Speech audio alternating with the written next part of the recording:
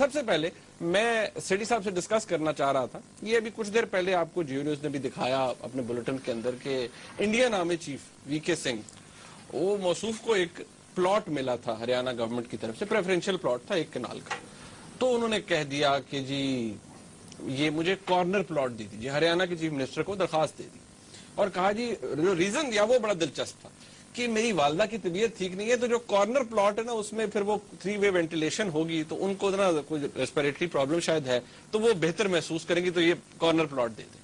انہوں نے منع کر دیا۔ سیٹھی صاحب بری ہوئی؟ ہاں بری تو ہوئی، مگر یہ ہندوستان میں ہو سکتا ہے، یہاں نہیں ہو سکتا۔ یہاں ہوتا تو وہ چیف سیکرٹری کو وہ پوچھتے کہ جی وہ کارنر پلاٹ چاہیے، تو چیف سیکرٹری اگر کہتے کہ نہیں مل سکتا تو چیف سیکرٹری خود اسپتال چلے جاتے۔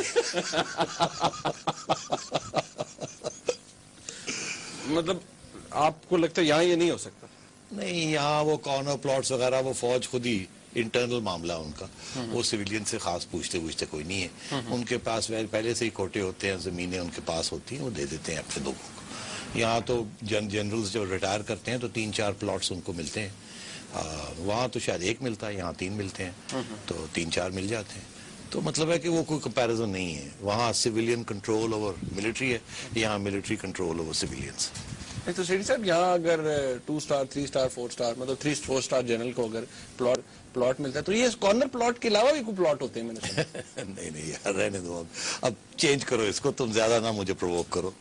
نہیں وہ آپ ابھی بات ہو رہی تھی نا، پلاٹ ہوتے ہیں، بس ٹھیک ہے، آپ کا مطلب کی طرف شاید ہے کہ وہ ایک تو کارنر پلاٹس ہوتے ہیں، ایک پولیٹیکل پلاٹس بھی ہوتے ہیں، مگر وہ پھر دوسرے ادارے کرتے ہیں، وہ بھی فوجی ادارے ہیں، نہیں وہ سینٹر کا پلاٹ بھی ہوتا ہے۔ نہیں چھوڑو۔ اچھا چلے ٹھیک ہے۔ ریڈی صاحب ایک اور بڑی دلچسپ بات کہ ایک لینڈ اسکیم ہوا تھا کچھ عرصہ پہلے، تو انڈیا کے اندر اور جو جنرلز کو کورٹ مارشل کر دیا گیا تھا، اور بیسکلی ان پہ الزام یہ تھا کہ انہوں نے کوئی ملٹری لینڈ تھی جو کہ لیز کی تھی ایک ریئل اسٹیٹ ڈیولپر کو، اور انفیکٹ وہ لیز بھی کینسل ہو گئی، لیکن ان کا کورٹ مارشل کر دیا گیا، اور چیف منسٹر جو تھے انہوں نے سفارش کی تھی کہ ان کا کورٹ مارشل ہونا چاہیے، اور اپیرنٹلی انہوں نے کہا جی کہ ان کی نیت یہ تھی کہ کرپشن کرنا چاہ رہے تھے، میلا فٹی تھے سب کچھ، مطلب کرپشن ہوئی نہیں، نیت تھی، کیونکہ انہوں نے اپنی یونٹس کے ساتھ جو زمین تھی فوج کی وہ لیز آؤٹ کر دی ایک پراپرٹی اسٹیٹ ڈیولپر کو، اور انہوں نے وہاں کہا کہ ہم تعلیمی ادارہ بنائیں گے، مگر اس میں پھڈا تھا۔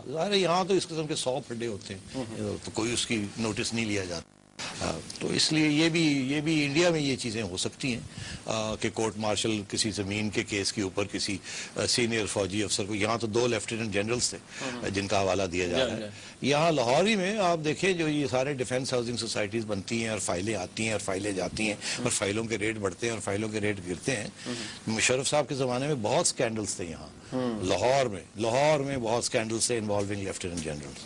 اب اس سے زیادہ بات نہیں کرنی چاہیے، میں ہی نہیں رہ گیا بات کرنے والا، اور بھی لوگ بات کریں، بہت ہو گیا۔ نہیں what does it say؟ مطلب obviously یہ کہ کیا وہاں کی نیچرلی جو لوگ بات کرتے ہیں کہ انسٹیٹیوشنل سٹرکچر ایسا ہے یا وہاں کے سیاستدان مضبوط ہے، جمہوریت مضبوط ہے کہ وہ کسی بھی انسٹیٹیوشن کے کسی بھی شخص کو اس طرح پینلائز کر سکتے ہیں؟ اگر عرض یہ ہے کہ آپ کو یاد ہوگا جو میں نے پروگرام کیا تھا کہ differences between India and Pakistan, جو دو مختلف راستے لیے، اس میں انہوں نے پہلے دن سے ہی سول پولیٹیشینز اور بیوروکریسی ان دونوں نے مل کے فوج کے اوپر وہ حاوی ہو گئے تھے پہلے دن سے ہی، یہاں بیوروکریسی نے فوج کا ساتھ دیا اور سیاستدانوں کے اوپر وہ حاوی ہو گئے، تو اس لیے یہاں سلسلہ فرق ہے، وہاں فرق ہے۔ مگر اب آپ نے یہ بات کی تو یہ فوج کی بات اور یہ کارنر پلاٹس اور یہ ساری باتیں اور کون مضبوط ہے اور کون نہیں، اور انڈیا اور پاکستان، مجھے ایک کہانی سنائی تھی، ہمارے ایک زمانے میں ایک سفیر تھے پاکستان کی دلی میں، میں نام نہیں لیتا کیونکہ کہانی کو تھوڑا بہت جسے کہتے ہیں نا میں مرچ مسالہ لگا کے آپ کو بتاتا ہوں تو پھر وہ پریشان نہ ہو جائے کہ آپ نے میری کہانی کو مرچ مسالہ لگا دیا۔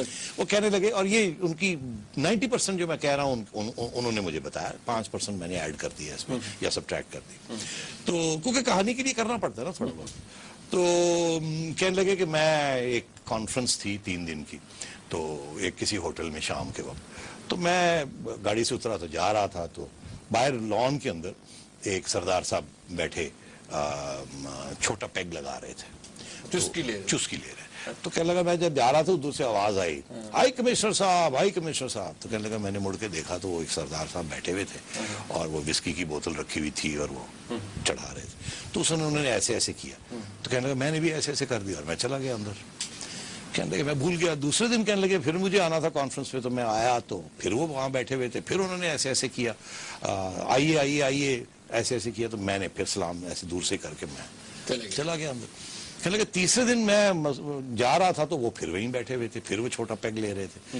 اس دفعہ وہ کھڑے ہو گئے اور میری طرف انہوں نے پیش قدمی کی اور مجھے کہا نہیں نہیں آئیے میں نے بات کرنی میں نے بات کرنی. کہنے لگے میں نے ٹائم دیکھا میرے کو 2 منٹ ہیں. برا لگتا ہے 3 دن سے یہ مجھے ویو کر رہا ہے. میں سلام بد اخلاقی ہو میں اسلام دعائی لے لوں. تو کہنے لگا میں 2 قدم پڑھ کے آگے بڑھا. میں نے کہا جی سردار صاحب کیا حال ہے تھوڑا.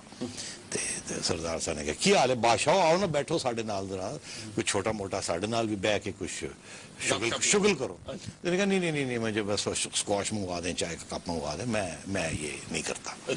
تو سردار صاحب نے کہا کہ مجھے بڑا دکھ ہوا ہے میں نے آپ سے ایک دل کی بات کرنی. تو اس نے کہا کہ ہاں جی کیا دل کی بات کرنی. تو سردار جی کہنے لگے کہ یہ پارٹیشن بڑی غلط ہویا کم خراب ہو گیا پارٹیشن. تو یہ ہائی کمشنر ہمارے سوچنے لگے اوہو یہ پھر سے وہی جب بھی انڈیا میں آپ جائیں نا تو انڈین سے کہتے ہیں کتنا برا ہوا پارٹیشن ہوئی آپ اور ہم تو ایک ہی ہیں ہمیں اکٹھا رہنا چاہیے تھا پارٹیشن نہیں ہونی چاہیے تھی. یہ وہ وہاں سے کافی جب بھی کوئی جاتا ہے نا یہاں سے تو وہاں وہ ایسی باتیں کرتے ہیں ہمدردی کی طرف سے کرتے ہیں بٹ ہم سمجھتے ہیں کہ وہ ایکچولی پاکستان بننا نہیں چاہتے. چلو نہ بننا وہ نہیں بننا چاہتے تھے. تو اس نے کہا میں نے سوچا او خواب مجھے یہ لیکچر ملے گا کہ ہمیں الگ نہیں ہونا چاہیے تھا. کہنے لگا میں نے گھڑی کا ٹائم دیکھا میں نے کہا معاف کرنا اجازت دینا سردار جی میں نے اندر جانا جو ہویا ٹھیک نہیں انہوں نے کہا میں کی اتنا بحث کروں. تو سردار نے کہا نہیں بہ جاؤ میری گل تو سنو میری بات سنو میری بات تو سنیں. تو انہوں نے کہا اچھا ہاں جی کیا حکم بڑے کالے پڑے ہوئے تھے میں کیا سن رہا تھا. وہ آگے سے کہتا ہے دیکھیں یہ پارٹیشن ہوئی پنجاب ادھا ہو گیا تو اسی ادھر چلے گئے اسی ادھر آ گئے.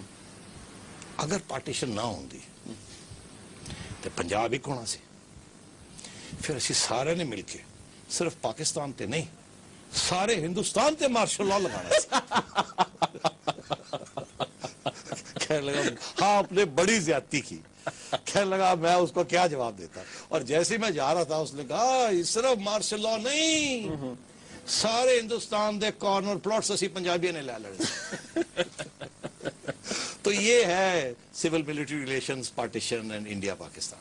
اچھا نہیں سیٹھی صاحب اچھا تھوڑا سا آن ویری سیریس نوٹ اب یہ بھی نیچرلی لوگ بات کرتے ہیں نا تو کچھ سوال بھی ایک یہ بھی اٹھتا ہے کہ ایسا آخری 1 منٹ میں آپ سے پوچھنا چاہوں گا بریک سے پہلے کہ اگر تبدیلی لانی ہے ہم نے اور اکاؤنٹیبلٹی کرنی ہے کسی بھی انسٹیٹیوشن کی towards federal government prime minister صاحب یہی رونا رو رہے تھے کچھ دن پہلے تو وہ کیسے ممکن ہے؟ نہیں اکاؤنٹیبلٹی تو دیکھیے اس ملک میں اگر کوئی لوٹ موٹ ہوئی ہے لوٹ پوٹ تو وہ تو پھر سب نے مل کے کیے نا. جیسے ہم حکمران تک طبقہ کہتے ہیں اس میں سرمایہ داروں نے بھی ٹیکسز نہیں دیے زمینداروں نے ٹیکسز نہیں دیے لینڈ ریفارم کو خراب کیا بیوروکریٹس نے حل بنا لیے چھوٹی چھوٹی سیلریز کے اوپر وتھ کرپشن فوجیوں نے کارنر پلاٹس لے لیے ڈیفنس ہاؤسنگ سوسائٹی بنا لیے اور بجٹس لے گئے اور 3 جنگیں بھی کی اور کچھ نہیں ملا حاصل نہیں ہوا آدھا ملک رہ گیا. اور تو یہ صرف سیاست دانوں کی اکاؤنٹیبلٹی نہیں یہ سارے حکمران طبقے کی اکاؤنٹیبلٹی ہونی چاہیے. سوال یہ ہے کہ حکمرانوں میں سے ہی اگر کوئی حکمرانی کرنے آئے گا تو وہ حکمرانوں کی اکاؤنٹیبلٹی نہیں کر سکے. ناظرین یہاں پر بریک